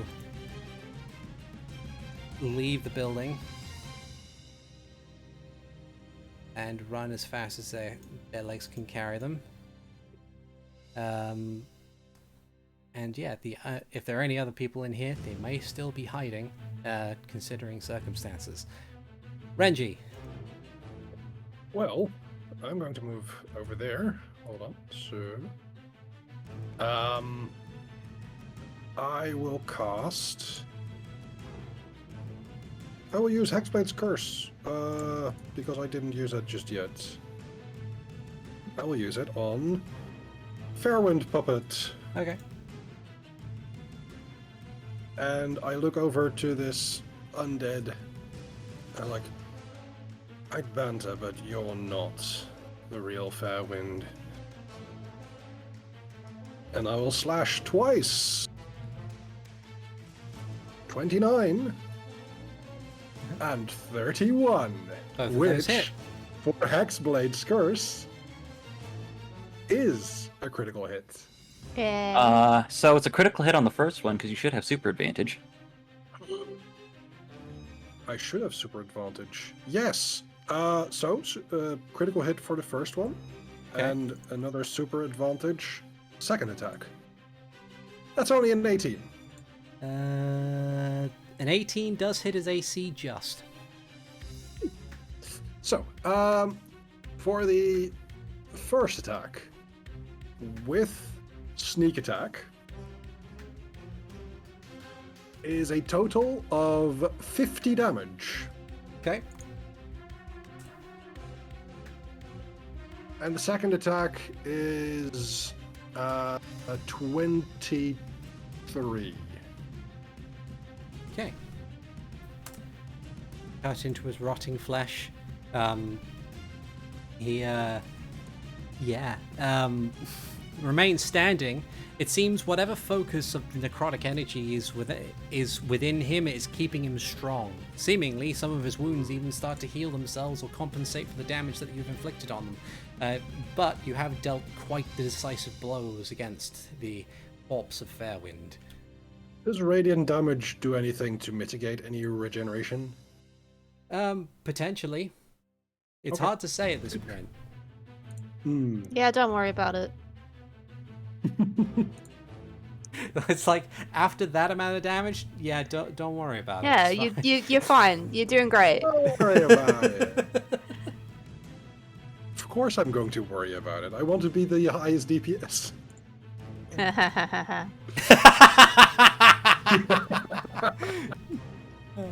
I love Okay. our friendly rivalries. So, is that your turn? Bonus action. You get 10 more feet of movement. I got 10 more. I got actually way more feet of movement. I came from this place. No, this You got a bunch of movement. 20. I got a bunch of 20 movement. feet. But I am not going to move because I think my friend Hikan might use this for a nice flanking maneuver. Cool. If the Froggemoth doesn't move. Okay. So, ghouls are no longer a thing. Max. Hey guys, want to see me do it again? Yes. Yay. Okay, so I can get to about here if I fly around. Mhm.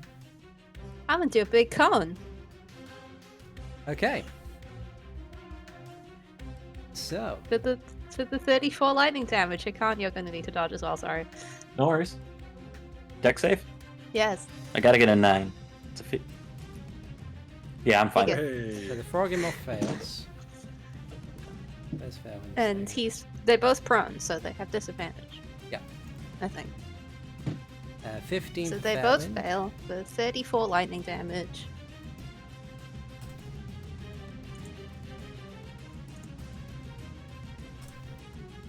Okay. And then as an action, I'm going to use Witch Bolt again at the second level on the Froggemoth to try and whittle it down. I don't know if I have advantage while it's prone, do I? If it was a melee attack, yes. I don't know if it's. Okay. Hold on, let me. Ranged attacks, no. Ranged attacks, you normally have disadvantage. Okay, then that misses probably. 14. 14 does hit the Froggemoth. Oh, okay, then is 23 Froggemoth lightning guy. damage. Yeah. And it maintains. Okay. Actually, going to be a bit higher than that. Yeah, because There you it's you can say this is fully submerged in water, so it should take the extra lightning damage. Okay. Please don't. I'm standing on it. Then there's a Froggymoth go. Froggymoth is. Let me just check one of the things that's a thing about Froggymoth.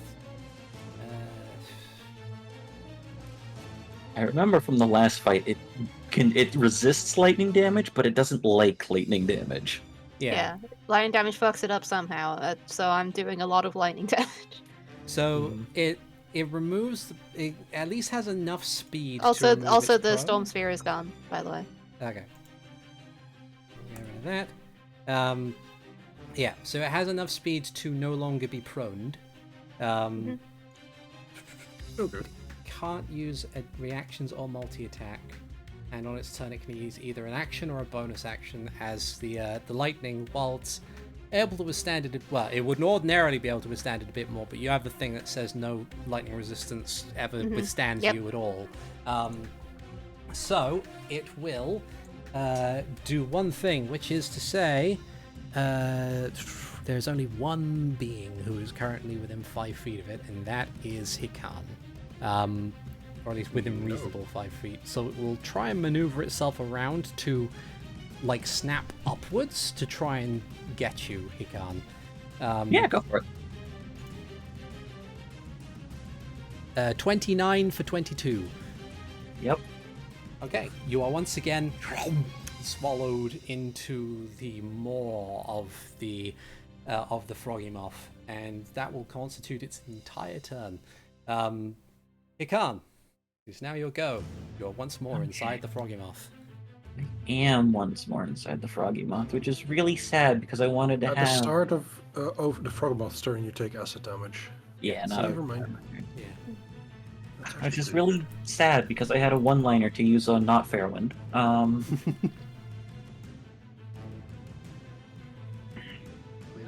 I was thinking that too, but it wouldn't hurt as much because it isn't really Fairwind.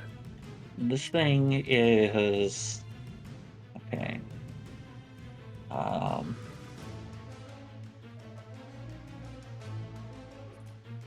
that's only 1d6 damage. Okay. Fuck it. Bonus action activates my Fist of the Wind to do a little bit more damage. Now, this thing is clearly undead, correct? Yes. Okay. So I'm gonna... This would be at disadvantage, I believe, because I am restrained. Yes. Yeah. And I'm blinded, technically. So it's literally just moving around and, like, punching, like, trying to go around in regards to it with 2 punchies. 20 for 10. That hits and does 10 damage. Okay. That's got a lot of con. I'm not going to spend my key on it. And 25 for 12. So total of 22. I don't know if that triggers it. I would say it Yeah. does. It does. Yep. It's you out at the end of your turn. Let's see, it has to pass a con save first. Mm-hmm. So, Oh yeah. DC 20 con save in order to try and keep you swallowed. 21. It refuses to let you go. Oh dear. You're too tasty. No worries. But that is action, bonus action, and I have no movement. Okay. So, Fairwind's go. On his turn, he will clamber to his feet. He will spend his cunning action in order to dash, in order to hop off the Froggymoth and bounce over here behind you, Renji. Okay. And then, on his turns, he's going to try and strike you 3 times with his rapier. Okay. That would be 24 for 11 total. That is a hit. 11 misses. No. 19 misses. Actually, can I just... because I still have my reaction... I'm just going to use silvery barbs on that 24. Okay. And as he strikes, I can see that he's like getting between me and my shield, and I will say the real Fairwind had better footwork. Okay, so we'll try and hit you, or we'll re-roll, and we'll see if he does it. 27. Yeah. Darn it. However, I will give myself advantage on the next attack roll. Okay. I make. That's fine. You say if the real Fairwind had better footwork, he manages to like get past you and leave a long gash along your cheek with the rusted blade. Oh no! I'm getting a lot of cheek scars. Yeah. You gotta hurt Renji where it counts. Not the face. This is what healing magic is for. To protect the face. Yeah. So that will be Fairwind's go. Mara's going to help. And that is how much damage was that? 11. 11. Like comparatively, like to your hit point pools, that is superficial. It still hurts my feelings. But yeah, that will be his turn, and then Mara's go. She will attempt to continue guiding more. Like she'll head around here to see if she can find any other entrances into the building. She will dash, and that will be her turn. Zayden. Zayden will look down to here, get some flanking slams on this thing. Natural 20 for 25 bludgeoning. Okay. How would you like to take care of this froggy moth? Yes. Well, seeing that Hikan's trapped within, Zayden will take advantage of the air elemental's properties to rush inside its mouth, stretching out, slamming its jaw upwards to wrench it open and release him. Nice. You just kind of enter into this decayed froggy moth and like wrench it apart and carefully remove Hikan from the inside. The still buoyant corpse remains there as a platform to be used if needs be. But yeah, it's clear that this thing can no longer function, even if it may still be awake as an undead, if that makes sense. Yeah. Yeah. Like the horrible super undeads in Torchwood. Yeah. Oh no. Okay, then Zayden, seeing Hikan can move, will fly over to here and repeat the process. 23 for 11 bludgeoning. That hits. And then I will end by not recharging the whirlwind. Okay. Recharges on a 4 and above. So people will continue to flee the scene. Say that these people have successfully fled the area. Renji. Luckily no longer being flanked. I will look over to this Fairwind zombie. I'll probably step over here so that Hikan and Max can get down if they so choose. Probably, actually, let's go over here. You have evasion, right? I have evasion, yes. That'd be fine. Oh dear. So, I have advantage on this first attack. Okay. That is a 29. Mm-hmm. With sneak attack damage is everything at this moment. 40. So 40 points of damage. Cool. As you slice at him through that damage, you manage to make a sizable gash in his chest, and a cloud of these obsidian scarabs emerge and start to surround him. So now that he's reached this stage of health, he is now Phase 2. He has now acquired the Lament Shroud aura that the ghouls previously had. So you're safe for now. Continue as you are. I am safe for now. Yeah. Then, getting a nudge from chat, I am going to be moving here for next turn purposes. And I am going to attack once again. That's a 27. That hits. And let's see. I will spend a bardic inspiration die to use Mobile Flourish. First, I roll the damage. That is 19. Okay. And I will roll 1d8, I believe, for my bardic inspiration.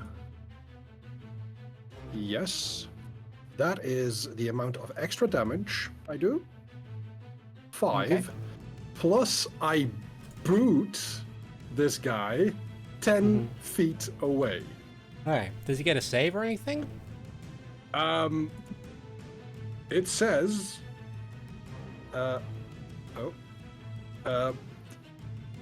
if a weapon attack hits, you can expend 1. Okay, well, you can also push the target up to 5 feet plus the number roll. Okay. That's it. I can then use my reaction to move up to my walking speed to an unoccupied space within 5 feet of the target. I decline to do that. This guy goes over there. Okay. So, and he disappears beneath the waves. That's probably going to be bad somehow. I mean, you're still in initiative, so maybe. Yeah. Sorry. That's my turn. Okay. That would be... Ghouls would be a thing. Max, it is your turn. He's directly under here, right? Potentially, yes. Okay, cool. I'm just gonna start blasting.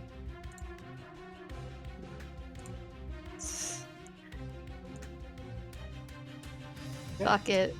I will blast with all the things.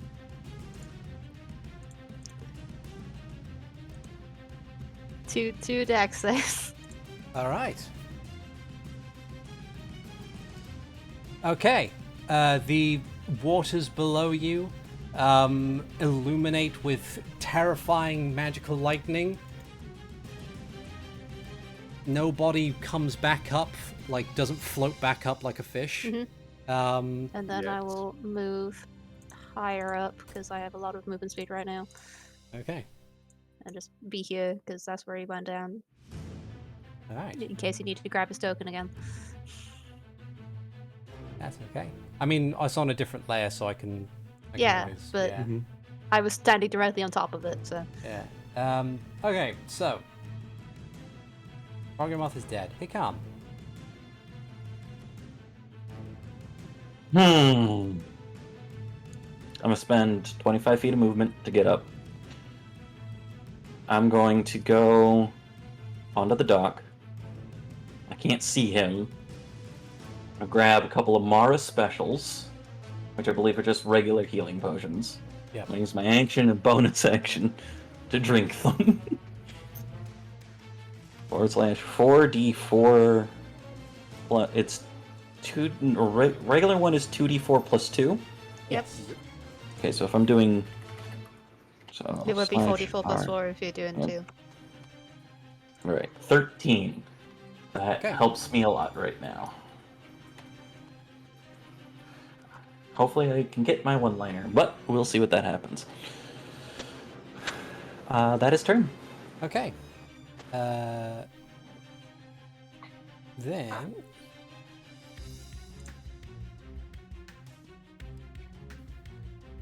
Okay. So we can't reach Max. He's too far in the air. However, where Zayden and Hikan are standing, there's a immediate and sudden build-up of water that begins to bulge from the surface and explodes at you in this putrid storm. So I'd like strength saves from both Hikan and Zayden once again. Oh no. 16. Yeah, still 16. I'm going to spend a key point and re-roll that. There we go. Natural 20. Okay. Yay! Sweet. So Very for those good. who pass, it's 21, and for those who fail, it's 42, and you are pushed back 15 feet and knocked prone. 1, 2, 3. I am fucked up, guys. And then he will move Aye. there, and then bonus action to dash. Okay, and that will be his turn. Mara's go. Where I is he? have a couple of questions. Good Yes. question. Does this count as a spell? It's certainly a magical effect, but not necessarily a spell. I wasn't sure if it was just like a reflavor tidal wave or something like that. It was a spell, so that does not proc Mage Slayer. Because then there was the next question, but no, it's specifically a spell. So So, Mara's turn. She will open the door over here and begin guiding people out on their turn. Zayden. Where did he go? So the last time you saw him, he was here. Oh no, he was here. Oh. Sorry. So he did the explosion underwater and then didn't Yeah. emerge. Hmm. Ah, I see. Okay. Well, I will use my main action to dash and go like here, but where's those light markers? Let's say 35 in the sky. Should make it 40. Very high in the sky. And then I will use this like never heard of before thing that a moon druid can do, and I will eat a 4th level spell slot to heal. Okay. Nice. I've used this so rarely, I don't actually know where it is in this long thing. Moon druid. 1d8 per spell slot, so I'll use a 4th level, get 4d8 health. All ones, I'm sure. Lots of ones. Okay. Got some health. Sweet. If that's the case, then is that your turn? Yep. Okay. The people will continue to move out as best they can and flee the scene. And that will be their turn. Renji. Zayden is in the air, correct? Very in the air. Excellent. Did Hikan and Zayden see where the quote-unquote tidal wave originated from? It had emerged from this general area here. It's difficult to say Okay. because it's a cone and is going upwards. That's fair. Then I will designate a point underwater where there will be a 30-foot cube of hypnotic pattern. Okay. Would you like to draw for me the cube of that size? Okay. Just so I know where it is on the map. I think. Let's say.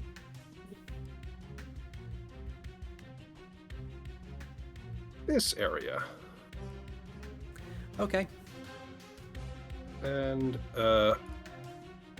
that is a wisdom saving throw of 18 to pass. Okay.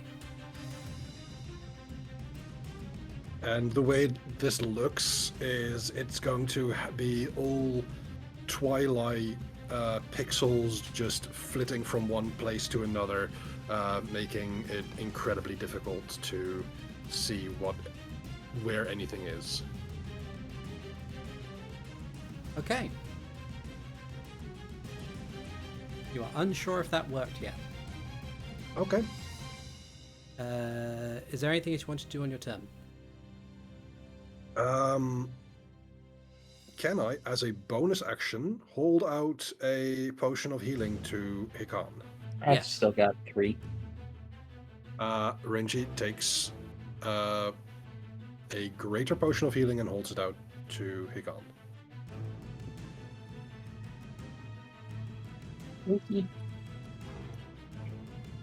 That would do 44 plus 4 if you drink it. Then it's my turn. Okay. Understood. Cool.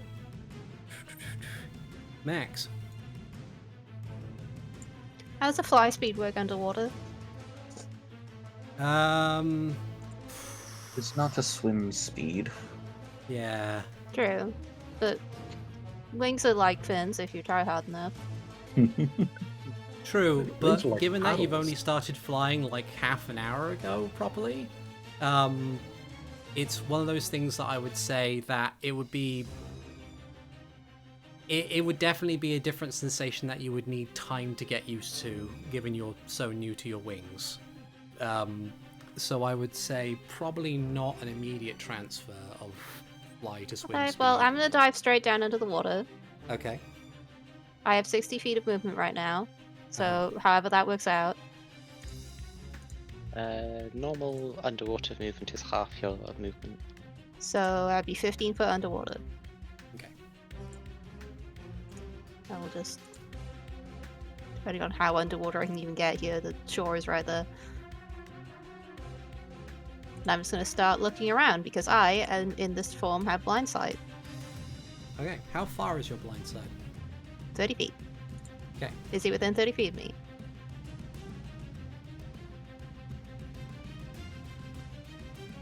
You can just catch sight of him. He's almost gotten to the shore. He's not within the hypnotic pattern. No. I will tap on the bongos a little bit and just make light appear around him Okay. with major image. That's the case. I'll put him onto. There's a bonus action. Dodge, bitch! Okay. Let's see.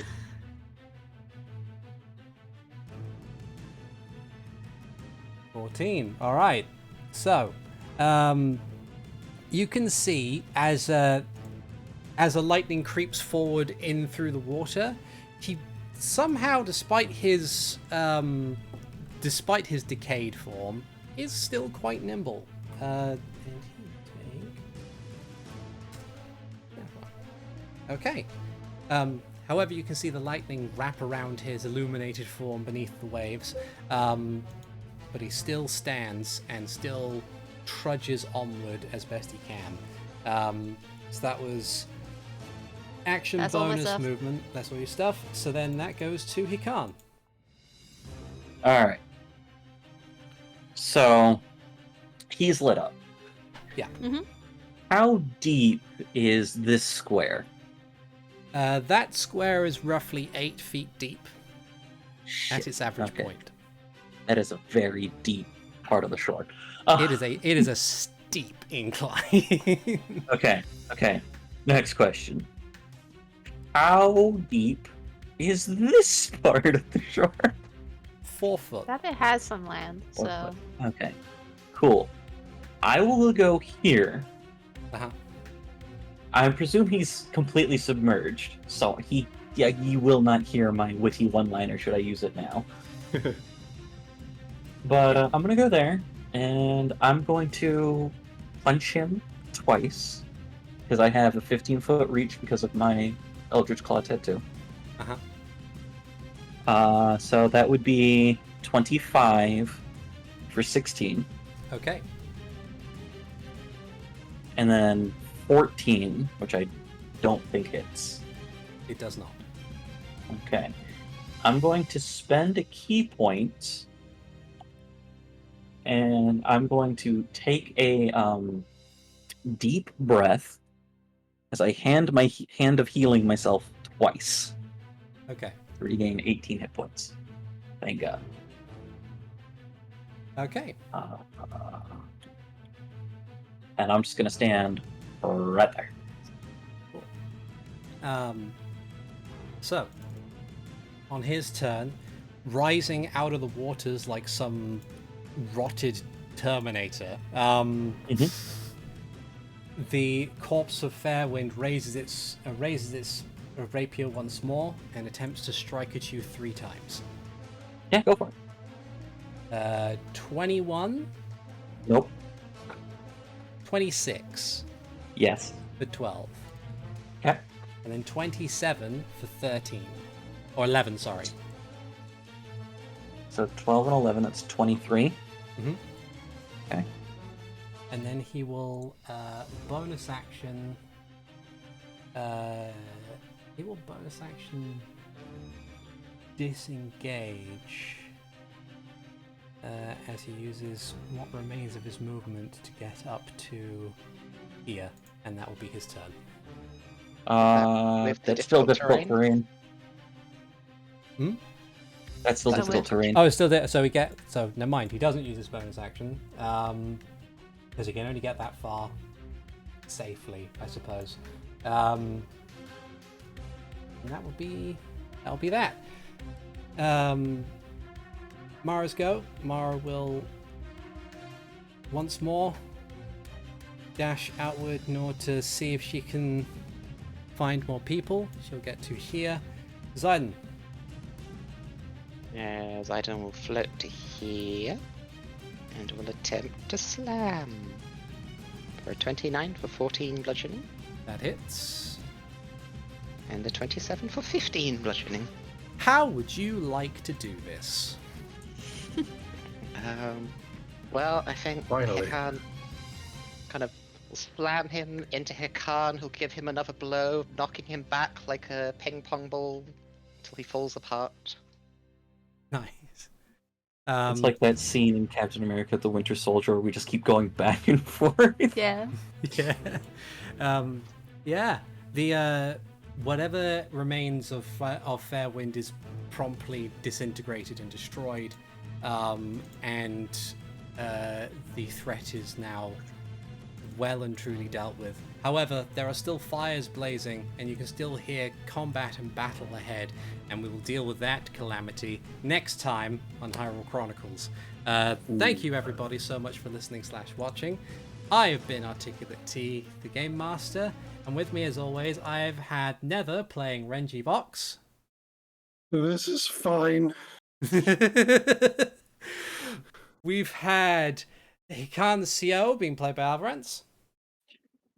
It was going to be as I would probably grab onto him. It's like, I don't know what hubris means, but I'm gonna find your sword.